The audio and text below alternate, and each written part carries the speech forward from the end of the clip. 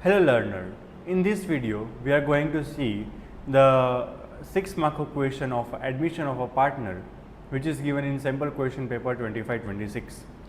Dhwani and Inkur were partners sharing profit and loss in the ratio of 3:2. There are two partners they have given, Dhwani and Inkur. They are sharing profit and loss in the ratio of 3:2. Their balance sheet on the March 31st 2025 was as follow. यहाँ पे आपको दोनों की capital, investment fluctuation fund reserve दिया हुआ है, तो सामने इन्वेस्टमेंट भी दिया होगा और एम्प्लॉय प्रोविडेंट फंड दिया है। ये पार्टनर्स के बीच में कभी भी डिस्ट्रीब्यूट नहीं होगा, ये लायबिलिटी साइड ही आएगा, याद रखना। जनरल रिजर्व पार्टनर्स के बीच में डिस्ट्रीब्यूट कर देंगे। Creditors, bills payable and bank audit, this all are your liabilities.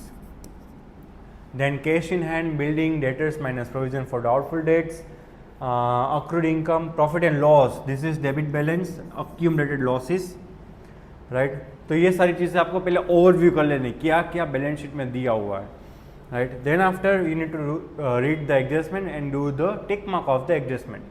On the above date, Ishaya entered into partnership with 25% share. Ishaya brings 2,50,000 as a capital and 40,000 as a goodwill. ये 2,50,000 की capital ला रही है and 40,000 का goodwill ला रही है। And the goodwill of the new firm is valued at ₹2 lakh. अभी Isaiah का share 25%, तो उसके हिसाब से 2 लाख इंटू 25% करेगा, कितना आएगा? 50,000। लेकिन वो गुडविल कितनी ला रही है? 40,000 की गुडविल ला रही है। तो बाकी का 10,000 जो नहीं ला रही है वो हमें कहाँ से यूटिलाइज करना पड़ेगा? उसकी कैपिटल में से। Bad debt amounted to ₹5,000 and provision for doubtful debts to be created at the same existing rate, that is given in the question। भाई 80,000 का 8% यानी कि 10% BDI क्रिएट किया हुआ है, तो हमें भी यहाँ पे सेम रेट पे ही नया क्रिएट करना है। इन्वेस्टमेंट्स वह वैल्यू एट ₹1 लाख। इन्वेस्टमेंट की वैल्यू आपको यहाँ पे दी हुई है 1,20,000, वो 1 लाख का हो गया। तो 20,000 का लॉस जो हुआ है, 20,000 का लॉस हम फ्लक्चुएशन फंड में से यूटिलाइज करेंगे। 20,000 का लॉस यहाँ पे सेट करेंगे तो कितना आएगा? 30,000 फिर भी फंड में रिजर्व में बचेगा।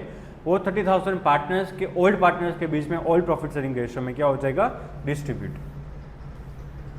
Accrued income was recovered at 14,500 in settlement, यानी कि इसमें हमें लॉस हो गया। यहाँ पे हम accrued income 20,000 लेनी थी, लेकिन 14,500 ही फाइनल पेमेंट मिला है। Building was over valued by 20%, यानी कि हमें यहाँ पे जो बिल्डिंग दिखाई हुई है दैट इज एट 120% दिखाया हुआ है, हमें 100 पे लाना है। The same thing they have given in MCQ that we have seen in our earlier video. Capital of Dhwani and Inkur were to be adjusted on the basis of Ishaya's capital contribution. This is the concept of proportionate capital. This is very important. Proportionate capital. Ishaya का share है 25% in the profit. तो at 25% वो कितनी capital ला रही है? 2,50,000 की। तो at 25% is 2,50,000, then at 100 it is how much? वो टोटल कैपिटल आएगी। And necessary adjustment to be done by opening a current account. Current account में सारे के सारे एडजस्टमेंट्स देने हैं, ना कि कैश अकाउंट में। You are required to prepare revaluation account and partners capital account. दो ही चीज़ें बनानी है, तो बैलेंस शीट हमें नहीं बनानी, राइट? तो अभी जो भी इंक्रीज डिक्रीज के जो भी एडजस्टमेंट्स है उसके वो करने से पहले let us calculate the goodwill of Isaiah. जो मैंने बोला 2 लाख का 25% यानी कि 50,000। She is bringing only 40,000 in cash, so remaining 10,000 need to be adjusted from her capital। and ये एंट्री में आपको सिर्फ समझाने के लिए यहाँ पे दिया हुआ है, उसको आपको एग्जाम में ना लिखोगे तो चलेगा। यहाँ पे cash account debited to premium for goodwill, ईशायास करंट अकाउंट डेबिटेड 10,000 जो हमें उसके कैपिटल में से यूटिलाइज करना है to premium of goodwill. So total premium of goodwill is 50,000। Now premium of goodwill 50,000 debit करके ध्वनि एंड इंकुर के सेक्रीफाइस रेशियो में डिस्ट्रीब्यूट करना है, ये याद रखिए आप।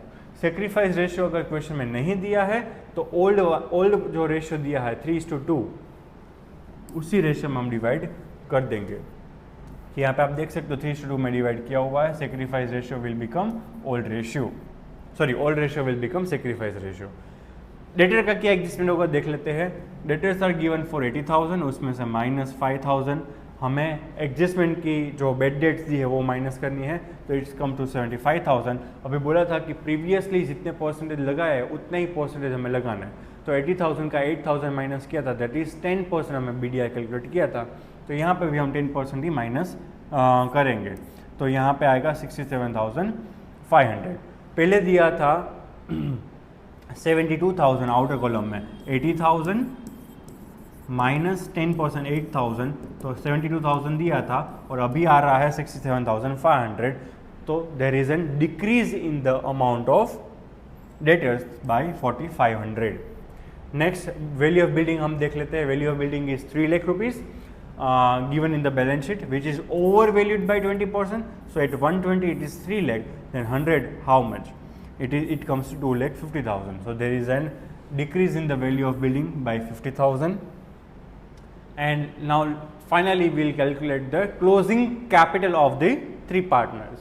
So capital of Isaiah is 2,50,000 at 25% share.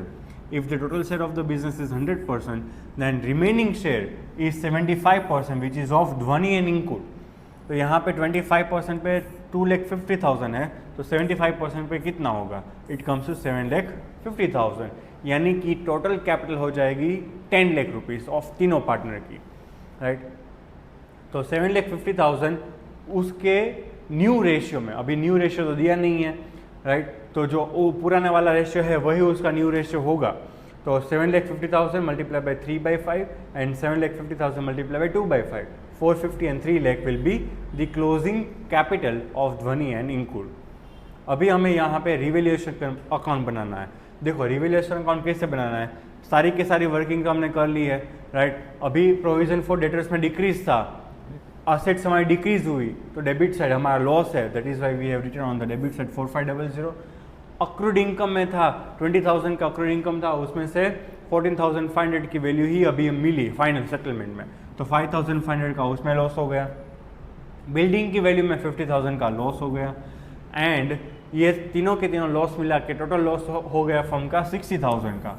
तो 60,000 का लॉस अगर हम 3:2 में डिवाइड करेंगे ऑल पार्टनर्स के बीच में, ऑल प्रॉफिट शेयरिंग रेशियो में, इट कम्स टू 36,000 एंड 24,000। नाउ ये जो लॉस है वो पार्टनर्स कैपिटल में डेबिट से ट्रांसफर करेंगे। यहाँ पे रिवैल्यूएशन अकाउंट 60,000 एंड 40,000, सॉरी ये जो प्रॉफिट एंड लॉस अकाउंट है that is given in the balance sheet credit debit asset side 1 lakh, वो 1 लाख हमने जो लॉस है वो डिस्ट्रीब्यूट किया हुआ है 3:2 में 60,000 40,000, एंड जो रिवैल्यूएशन का लॉस है 3624 that we have transfer to the debit side 36 and 24। अभी यहाँ पे आपको क्लोजिंग कैपिटल मिल जाएगी क्योंकि हमने यहाँ पे फाइन कर लिया 4,50,000 एंड 3 लाख, एंड ईशाया की तो कैपिटल है हमारे पास 2,50,000 ईशाया की कैपिटल, वो तो already given in the question ही है, राइट। यहाँ पे 450, 3 lakh and 2,50,000 that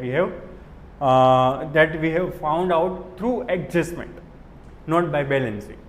Now opening balance is given 2,40,000, 2,60,000. General reserve we have distributed in the ratio of 3:2.